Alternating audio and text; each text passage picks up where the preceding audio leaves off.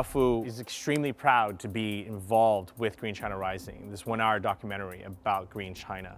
We believe that it's important for the world to know about the story, to know about what's happening in China and what green technologies are being spearheaded here. It's showing China in a different light, maybe challenging some preconceived notions and conventional wisdom.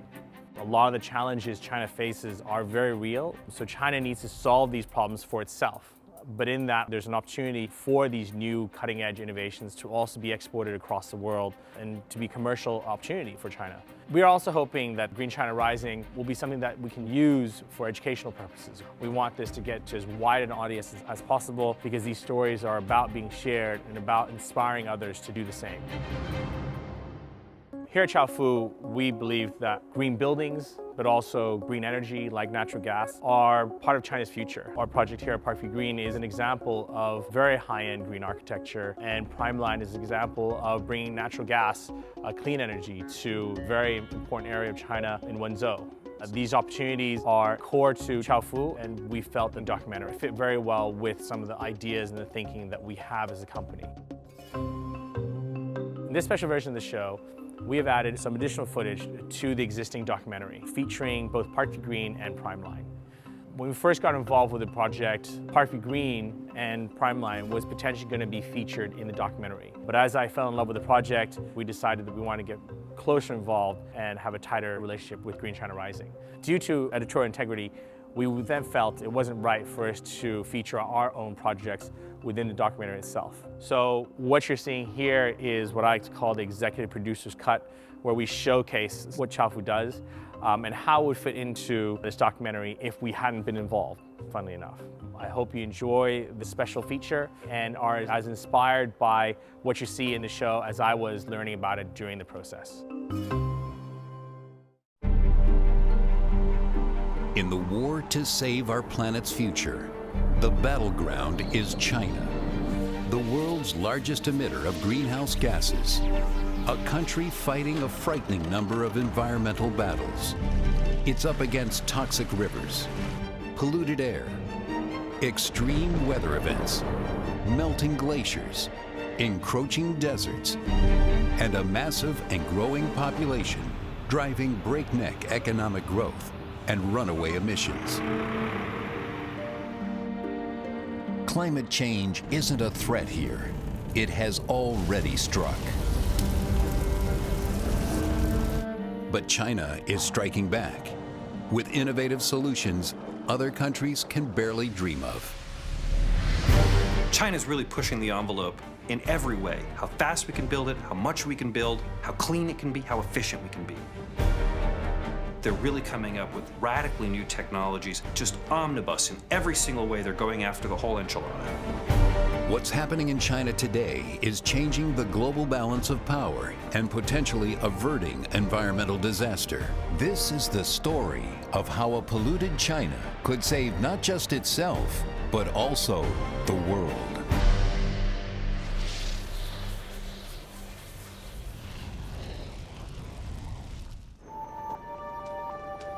To really understand the vast scale of the problems facing China, you have to get an idea of just how enormous it is. 1 in every 5 people on the planet lives there, more than the population of North America and Europe combined. China's energy use has grown rapidly over the past 30 years as economic reforms have opened the country up. Every hour in China, 1,800 new cars are manufactured. Every minute, 480 tons of trash are thrown away. And every second, 100 tons of coal are burned. But today, the average Chinese still only uses 1/5 of the electricity the average American uses. If all the people in China move to a US lifestyle, the energy chart would explode. Whether the world can go green is the single biggest challenge this generation faces, and China's dead in the center of it. Julio Friedman is a leading scientist and technical expert on how the U.S. can work better with China on clean energy. We cannot avoid environmental collapse unless China aggressively pursues and achieves a new green economy. And that's why this partnership gets me up every day. It's the single biggest thing we have to do. Standing in the way of China's push to go green is one formidable enemy: the world's biggest, dirtiest coal industry. Every year, China burns over 3 billion tons of coal, over 3 times the entire production capacity of the United States, and over half of the coal consumption of the entire planet.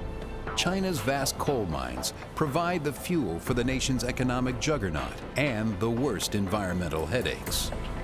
Coal is simply the lifeblood of the Chinese economy, period. 70% of their energy in total. They have the 3rd largest coal reserves in the world, after the United States and Russia. It is their indigenous inheritance. It's what they got. Burning coal creates the notorious smogs that choke China's cities and much of the mercury and other toxins that contaminate its rivers and land. Coal is a horror, but it's cheap and it's plentiful. Thanks to burning coal, China now produces 1/4 of all energy-related climate-changing emissions globally, and now it's pushing up the temperature of the entire planet. The burning of coal is the #1 contributor to greenhouse gas emissions. If we as a globe cannot resolve this problem, we have real problems for the planet, we have real problems for the atmosphere. But change is coming, and on a scale that's hard to grasp. China is building a new coal-fired plant every week. That sounds like bad news, but there is a silver lining. The good news is that most of these new plants are state-of-the-art facilities, much more efficient than the older polluting plants. Jonathan Watts has been living in China and working as an environmental reporter for a major newspaper for 8 years, and recently literally wrote the book on China's struggle to go green. These are gains in efficiency, but the gains that come from efficiency are being outweighed by the expansion of the economy. In Shanghai, energy demand has tripled in just 20 years. The Chinese government is desperately looking for cleaner, proven alternatives to coal, and they may have found some. Out here in the middle of the ocean, 350 kilometers southeast of Shanghai, a drilling operation is going on to pipe natural gas to the cities of the East Coast. Natural gas is proven to be up to 50% less polluting than coal. Primeline is a company focused on offshore gas exploration in the East China Sea. In 1994, Primeline successfully acquired a license and entered into a partnership agreement to explore for oil and gas with the China National Offshore Oil Corporation, or CNOOC. 14 wells were drilled by the likes of Shell, Texaco, and Exxon with no commercial discoveries. Primeline was next up to drill the 15th exploration well, and the rest is history. CEO Ming Wang has been overseeing the operation for more than 10 years. So far, we are the only international company to discover commercial quantity of oil and gas in the East China Sea basin. The gas was discovered in the perfect location to feed Zhejiang province, one of China's manufacturing and economic powerhouses, with a nominal GDP that would put it in the top 25 countries in the world.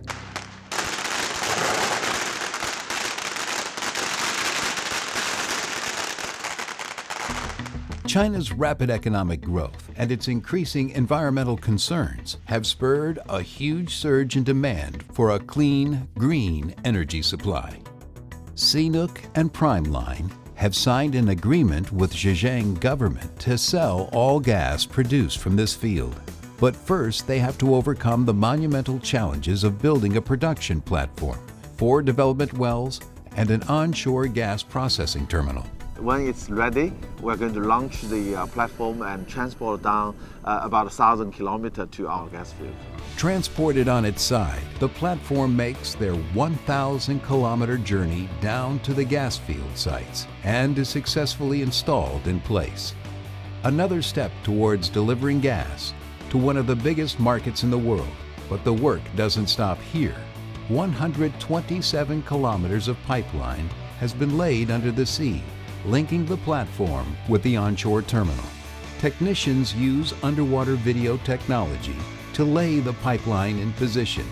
From the terminal, a further 32 kilometers of pipeline will be added that connects it to the Zhejiang provincial gas grid. But Primeline has even bigger plans for the future.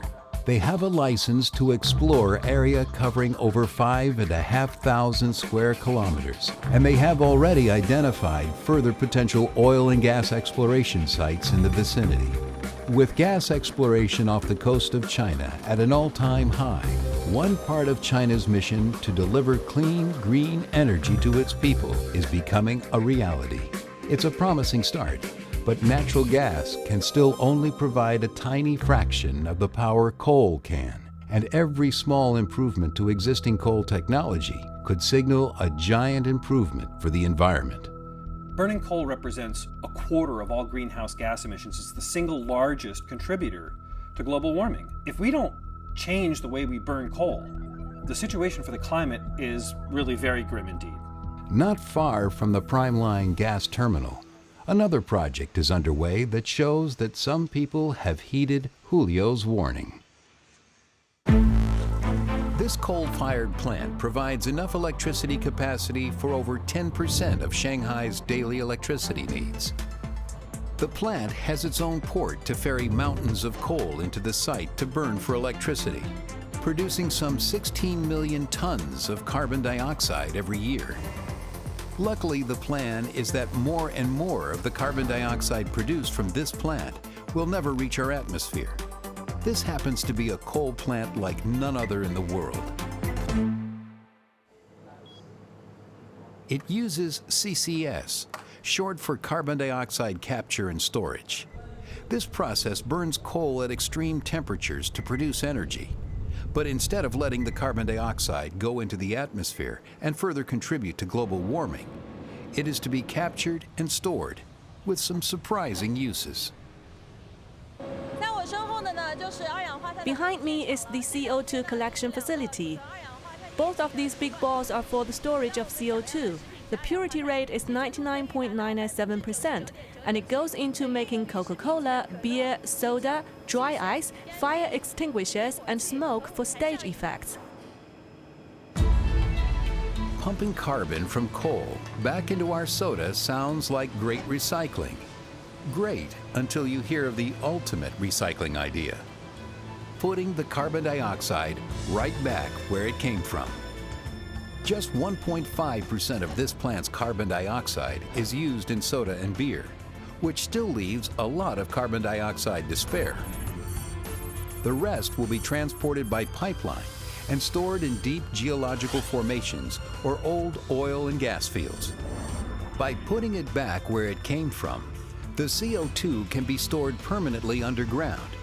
It is absorbed back into the rock and salt water and is then unable to escape back into our atmosphere. These twin processes of CO2 collection and CCS make this plant a high-tech model for the world. Huaneng's technology at Shidongkou looks to be the most efficient, the cheapest, the largest system anywhere in the world. It really looks like they've developed the world-beater technology on their own. World-beating, but not yet perfect. The Shanghai plant may be starting to capture CO2, but it lets other pollutants like nitrogen oxide, particulates, and mercury escape into our atmosphere, polluting rivers and land. There is another coal-fired power plant technology that is the holy grail for engineers everywhere. A plant that emits next to no pollutants at all. They call it IGCC, Integrated Gasification Combined Cycle. And for the past decade, the clock has been ticking to see which country can build this type of zero-emissions plant first. Using upwards of 40 unique processes, this new super plant would be around twice as efficient as a conventional coal-fired power plant. It would be a one-stop shop, disposing of its carbon dioxide, particulates, and other polluting emissions all in one place. It would be a CCS plant on steroids. But at the beginning of this race, China was nowhere. About 10 years ago, the United States proposed a plant idea. They said, let's build the power plant of the future. But this power plant, called FutureGen, remained in the planning stages when cost overruns caused the U.S. Department of Energy to pull their support. Then the United States decided, well, maybe we won't build that plant. While they were deciding that, China said, we'll build it, we'll call it GreenGen.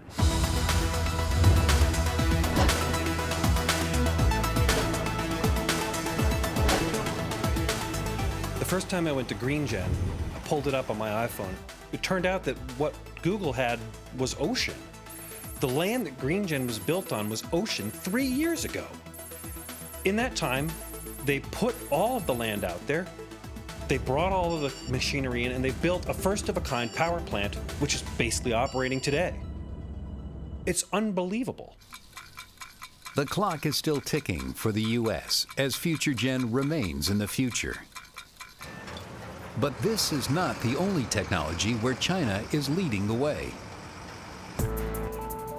Julio is working with Chinese energy company ENN on some technology that has led them even further into the realm of science fiction.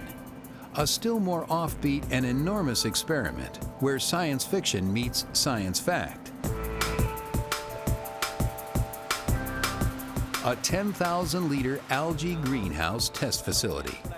Project leader Dr. Gan is attempting to turn dirty, polluting coal into a health product. Sounds crazy, looks utterly bizarre, but Dr. Gan believes this gunk could save our species. Putting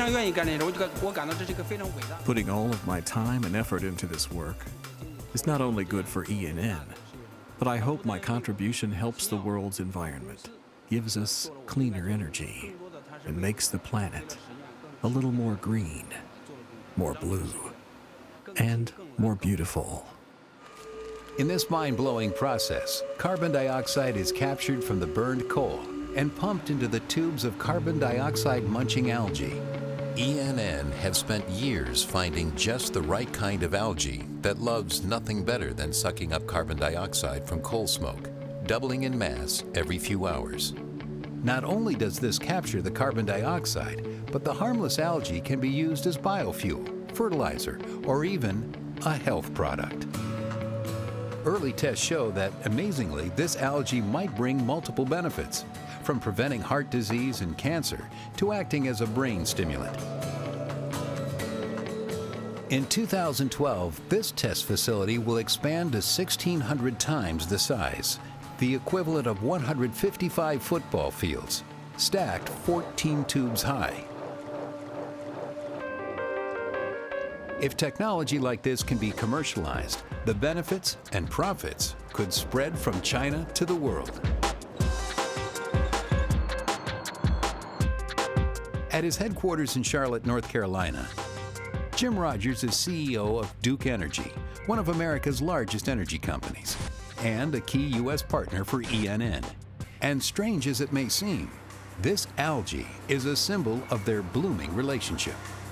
Collaboration benefits the people of both countries. They are scaling new technologies, advanced technologies, faster than in any other place in the world. It will reduce the cost to our customers here in the United States over the long term. As the ENN and Duke relationship shows, cleaner coal is only part of the picture. What the world desperately needs is renewable forms of energy that can avoid conflict over fossil fuel resources. Harmony is a favorite buzzword in China. One innovative manufacturer is taking that concept literally, starting with melodies for Chinese staff and ending with jobs for American workers.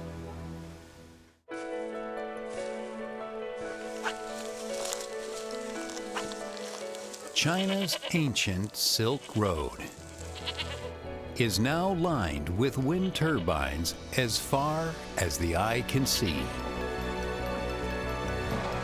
You drive up to Inner Mongolia, and there's a very good chance that you'll be trapped in a traffic jam behind a convoy of wind turbines and blades. It really is quite spectacular.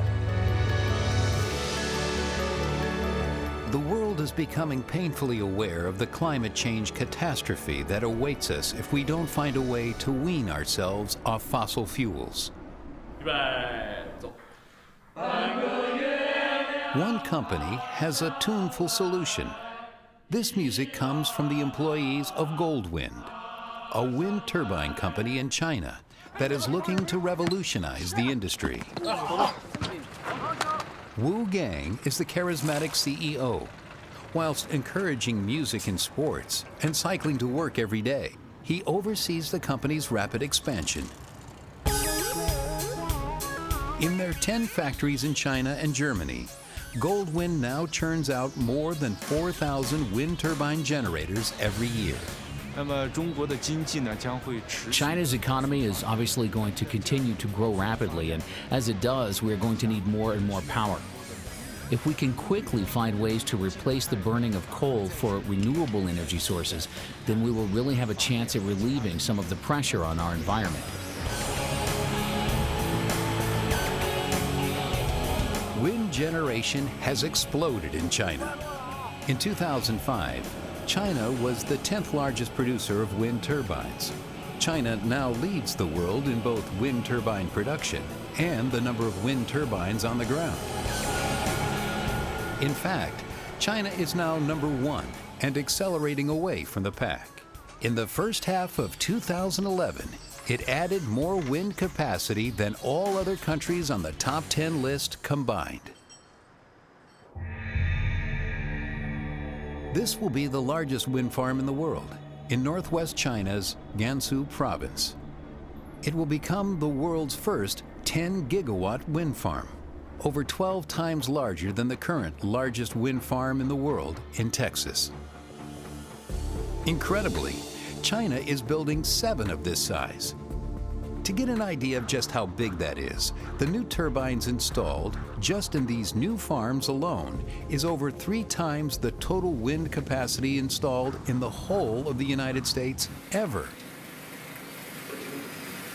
Zhao Yuan is an engineer at Goldwind and regularly comes out to the farthest reaches of China in his quest to push wind turbine innovation off the map. I studied wind technology at university, so came into it naturally. But what has kept me here is the promise of this technology. Compared to coal or oil, it's clean. It's young, but growing so fast. I've been working here 5 years, and every year the company has nearly doubled in size. The wind industry in China is developing at the same rate. It's a really exhilarating ride. These turbines are simply massive. They're the modern-day pyramids, tough to move, and thrillingly beyond human scale. In a remote part of western China, Zhao Yuan and his team are doing something no one thought possible: taming the wind. Through constant monitoring and improvements, they look for ways to master the performance of these monster wind turbines, getting them to be more efficient in all weather conditions. Our biggest challenge is in technology. Luckily, Goldwind's technologies are some of the most advanced in the world.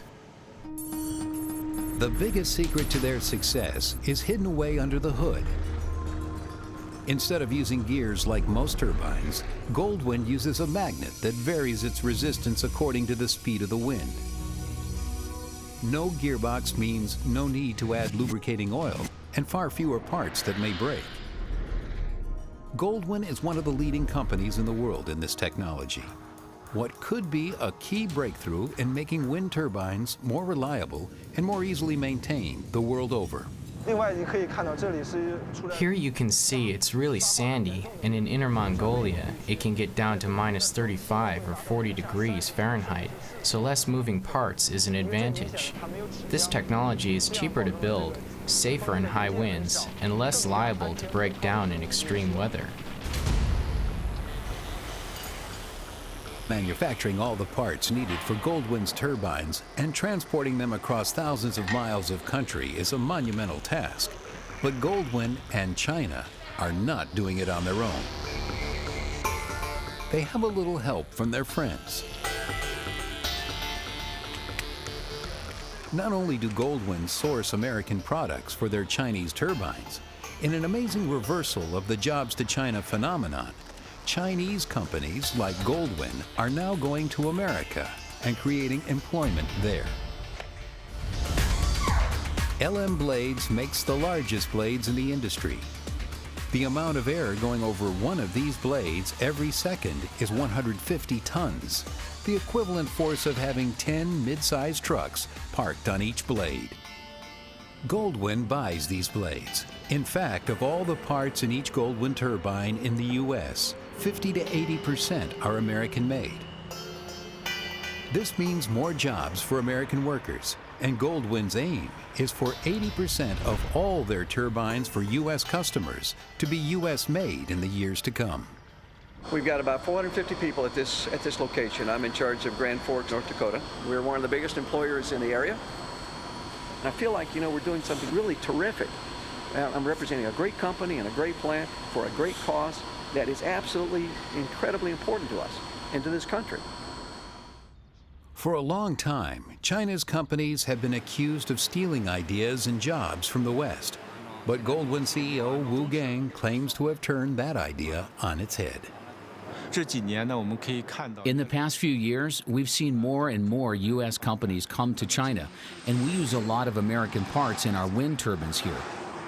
By the same token, we're looking to find suppliers in the United States for parts for the windmills we make there. So it's really a story of cooperation between our countries. U.S. and Chinese cooperation that could go beyond trade. For example, new scientific evidence from the United States that shows wind turbines increase airflow around crops and in so doing may help them grow. Laser instruments pick up that the airflow is increased and show how extra wind turbulence may help keep crops cooler on hot days and warmer on cold nights. An American discovery that may help solve one of China's biggest problems: desertification. China's Gobi Desert is expanding 1,400 square miles per year due to water loss, misuse of land, and overgrazing. Every year, the expanding desert closes in on major cities like Beijing.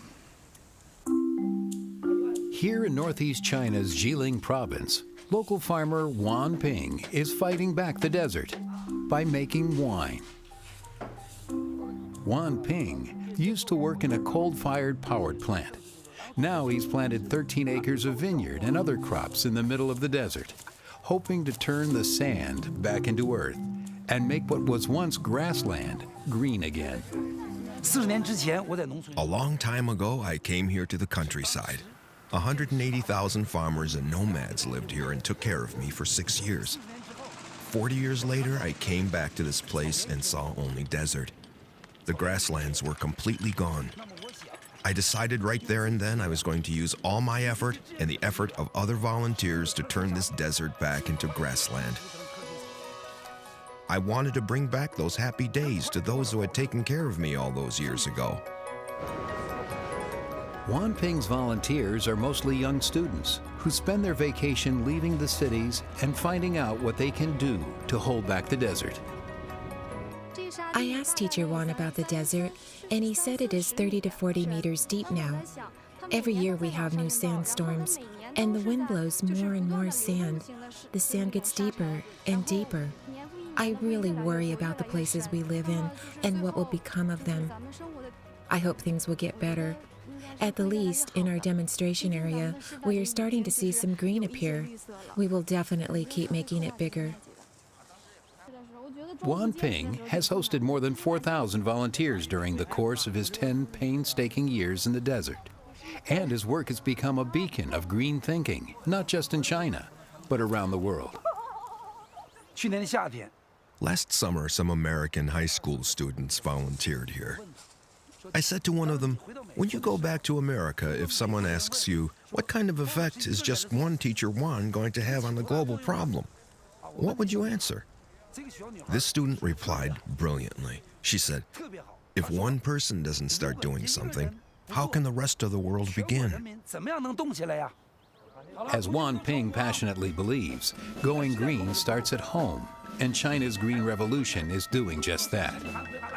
It's spreading renewable technology on a massive scale. From Tibetan Plateau to the teeming cities of the East Coast, and from the frozen ports of northeast China to the warm waters of Canton, strange blue roofs are turning the country green. 145 million square meters of solar heaters were installed by 2009 alone, making China by far the world's largest user. Incredibly, China's solar power revolution is winning even in one of the country's most remote regions, the Gobi Desert in Inner Mongolia. Since 2001, nomad camel herder Yi Latu has been using his solar panels and wind turbines for light, cooking, and watching TV.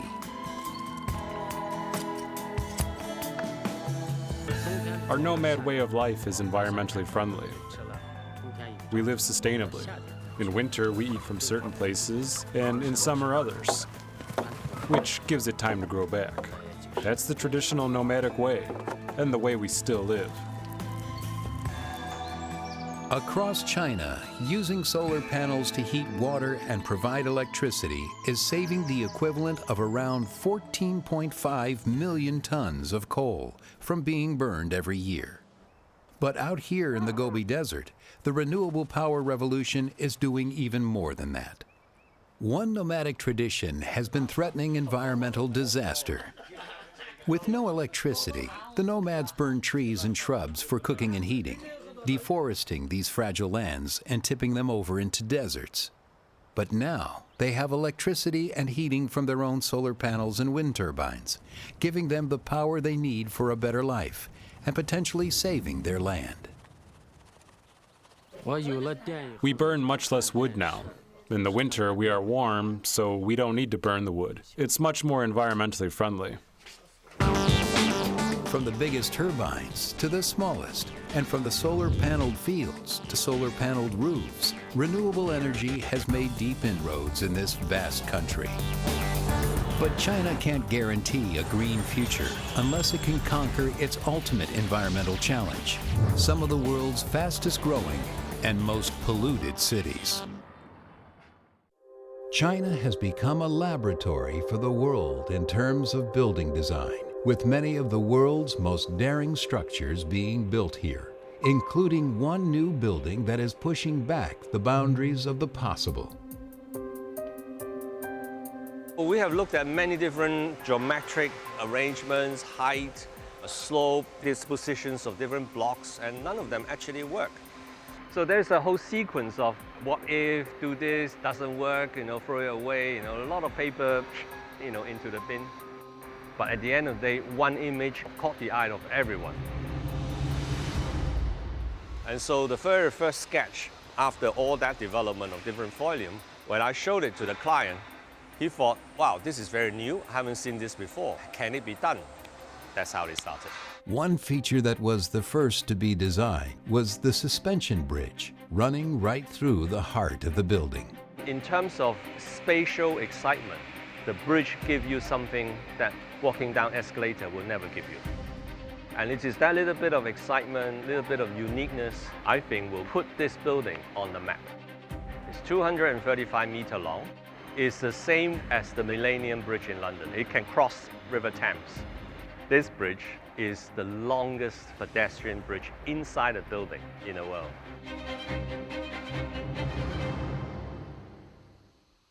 A building on a vastly ambitious scale, using 1.5 times as much steel as Beijing's Olympic Stadium, enough glass to cover 17 football pitches, and an untested, unproven roof that no one knows will actually work on a building of this size.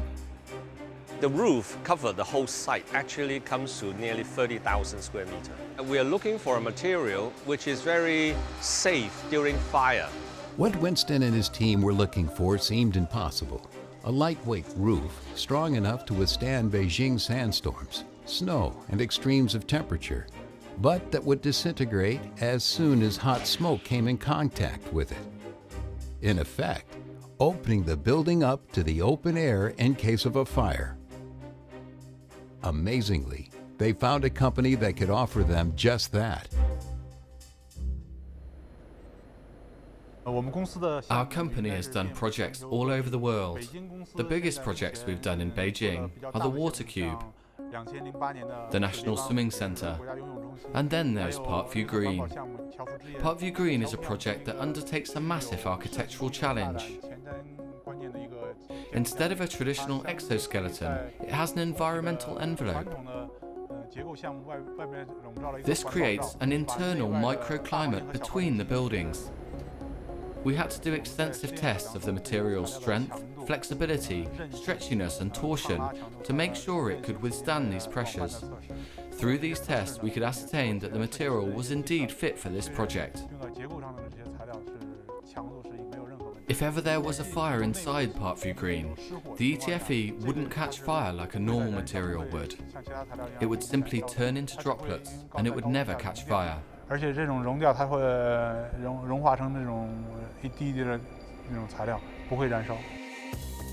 the ETFE does far more than this. The bubble wrap style design, using plastic cushions pumped full of air, allows 95% of light to enter the building, is better at insulating, and has higher resistance to the weathering effect of sunlight than glass. I'm trying to give a message. You should have some environmental responsibility. And we hope this building can give that kind of message.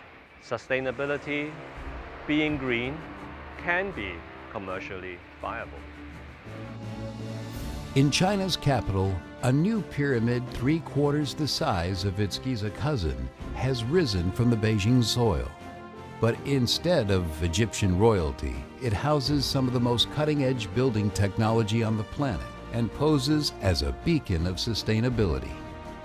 The cornucopia of features that set it apart include water-conditioned ceiling technology, an angled roof to avoid cutting the light source for nearby residents, natural sunlight throughout the building, saving on electricity, and locally sourced materials.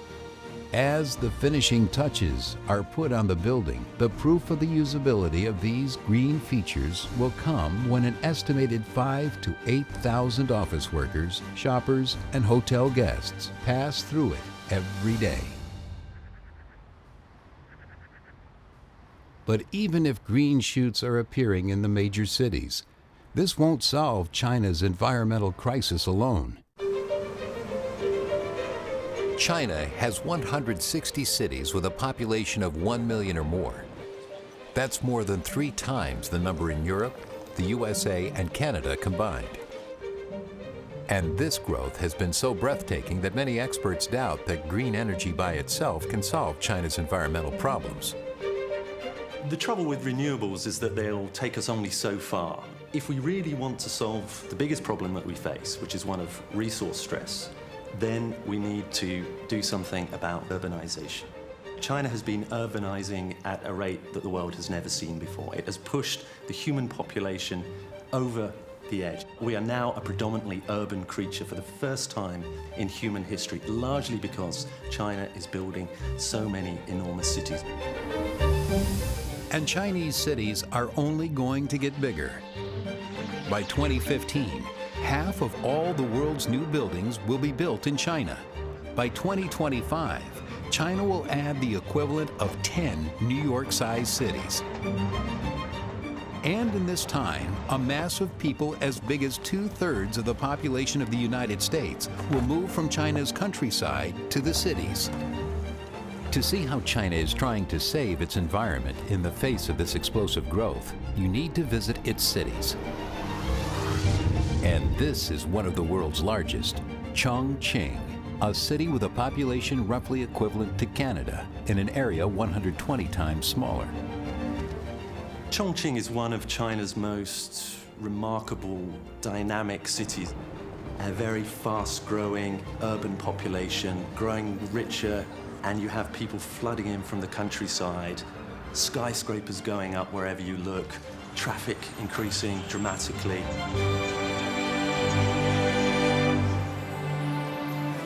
Barbara Finnemore works for American organization, the National Resources Defense Council. Her job is to work with Chongqing and other cities in China to share American expertise on fighting climate change. Barbara has been working on environmental issues in China for over 15 years, so if anyone knows the massive task China has facing it, it is her. She has rolled up her sleeves and jumped in. Chongqing has 32 million people. It's one of the biggest cities in the world. Everywhere you go, you see new buildings going up. Chongqing is growing. This is a city with 500,000 new migrants a year flooding in. A city where over 6,000 cars are sold every week, with a local GDP that has been growing at more than 10% every year for the past 30 years. The demand for clean, sustainable energy is huge. But there's a problem going down the renewable route. In a valley right in the center of China, Chongqing doesn't get much wind or sun, but there's one natural resource it has in bucket loads: water. And it's amazing some of the things that simple H2O can do.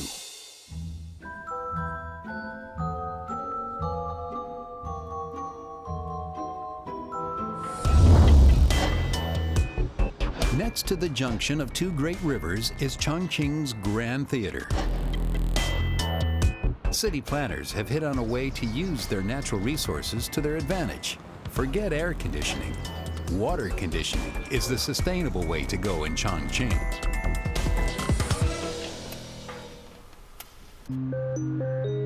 This renewable resource flows past the city's doorstep every day. On average, in summer, the river is 15 degrees cooler than the air temperature. In the winter, the river is 3.5 degrees warmer. Engineers divert water from the Jialing River into a heat exchanger, which provides heating and cooling for the entire building. Leading the water through the building can save incredible amounts of energy all year round. The way I see it, you only get one chance to build a city. We must seize this opportunity to build a low-carbon, green, ecological, and sustainable city. We must pass on a beautiful city to our children. The Grand Theater's river-powered heating and cooling has been a great success, the largest of its kind in the world. Now there are plans to bring the technology to housing across Chongqing, potentially saving thousands of tons of coal from being burnt every year. But on its own, this is only part of Chongqing's problems. Industry is a major source of pollution, the legacy of Chongqing's history. In the 1960s and 70s, China's leaders feared aerial attack from Soviet Russia, so they ordered key factories to be hidden in the mountains. These factories became an industrial heartland for the country and left Chongqing with old, polluting factories and seriously dirty air. But now those factories that caused the pollution are working towards a cleaner future.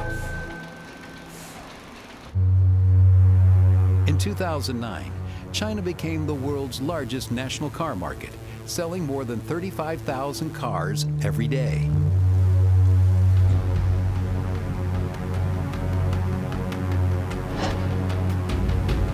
Today, Chongqing is at the forefront of China's car manufacturing revolution, and its two major manufacturers lead the way in modern green automobile design.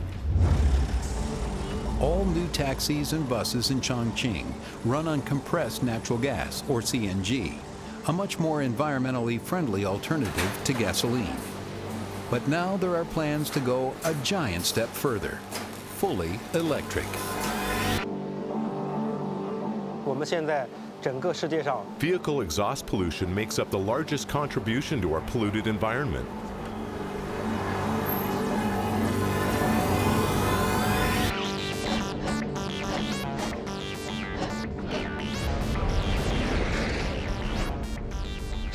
Eventually, the market will have to exclusively allow pure electric vehicles. The hybrid cars are only in existence to tide us over. From 50 charging points now To 1,000 points by 2015, these stations will be mushrooming across the city and across the country. China has announced plans for 100 million charging stations by 2020. But getting cars to go green is one challenge. Getting people off the roads entirely and into public transport is another. Throughout the major and minor cities of China, urban trains transport hundreds of millions to their destinations every day. And Chongqing is no exception. The city is being transformed, a complete network of light rail built with astonishing speed. London started building in 1860, New York in 1900, and Tokyo in 1925. Chongqing is building a system larger than any of these in just 20 years. Zhang Laiji designed Chongqing's light rail system, and he's proud of it. With rail, the energy consumption per person is very low, and there is zero exhaust pollution. This is very helpful in improving Chongqing's air quality.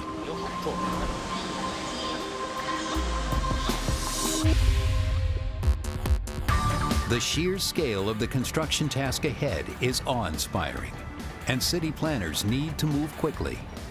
The city currently transports 130,000 people per day.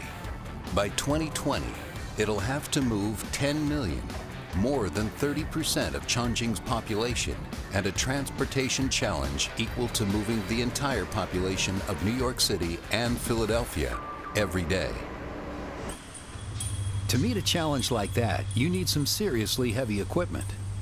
This monstrous tunnel-boring machine is grinding through Chongqing's mountains at a rate of 30 meters a day. And work goes on day and night. More than 30 kilometers outside of Chongqing, this really is the end of the line. Light Rail Line 6. Construction begins here and will eventually tunnel right beneath the heart of the city. This mountain-chewing behemoth makes a hole big enough to easily drive a train through. At the face is the cutting head, which revolves and mines out the earth and rock. The workers load the rubble onto massive containers and then position the plates that reinforce the walls, anchoring them firmly into the rock.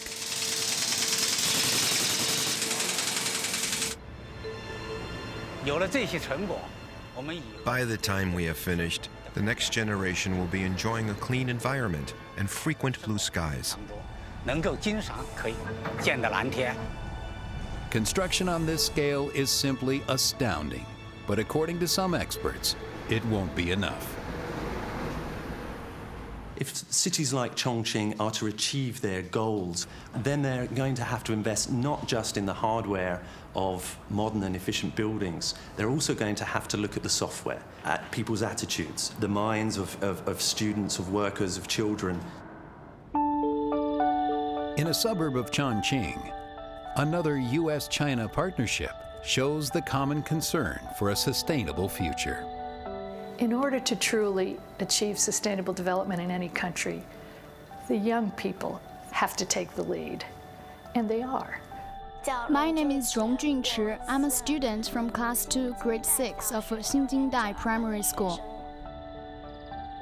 It's a joint US and Chinese-built school that brings together the greenest thinking from both countries. A groundbreaking school with a running track in the sky, a farm harvested by students, and an education center that teaches some of the most advanced green thinking in the world to elementary school kids. The concept of protecting the environment is still relatively new to us and is still a little abstract to the children.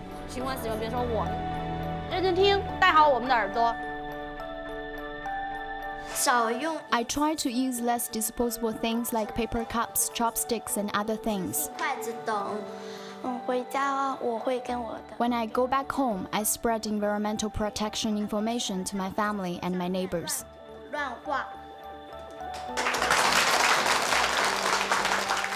I hope to influence a great group of people by teaching the children, making them aware of the importance of protecting our lovely school and our environment. In Chongqing, as in any other place, the youth are the key to the future of our planet.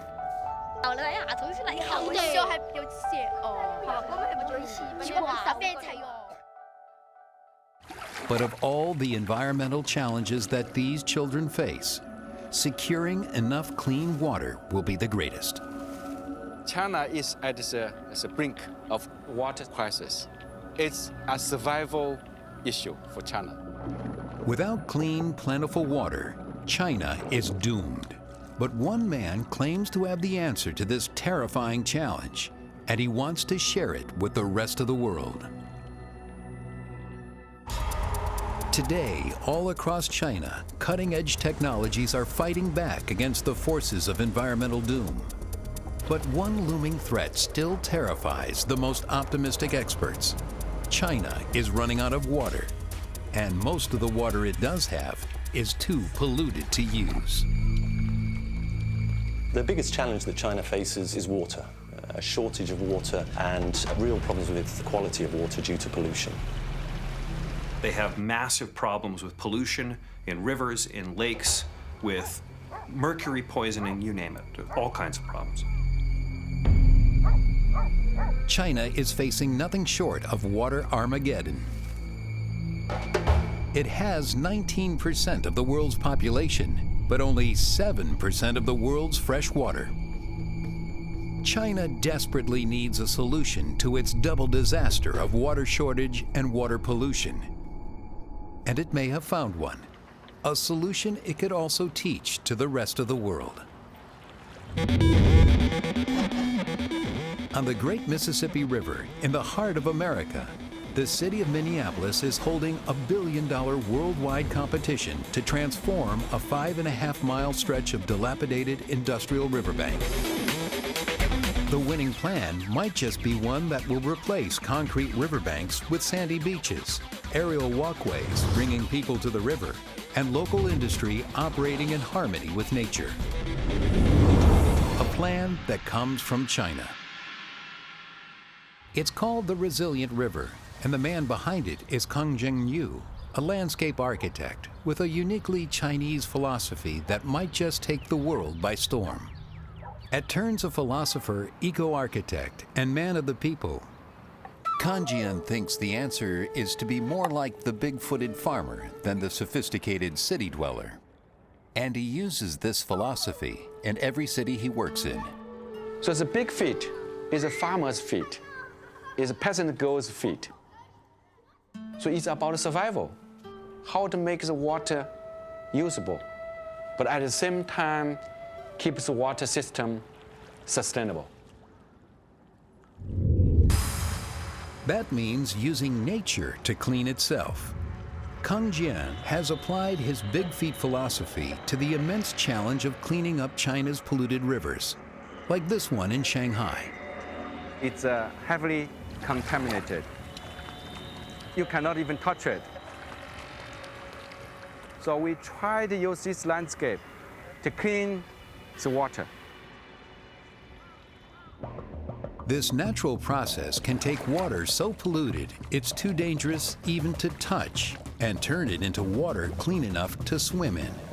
It takes water from the river, oxidizes it using a waterfall, and then naturally filters it using plants, taking out heavy metals, nitrogen, and carbon dioxide. A perfect example of letting nature run its course.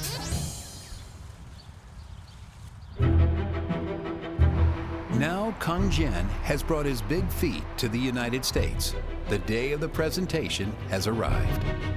I'm Kang Jian. I'm design in charge of this project. Please turn off the light.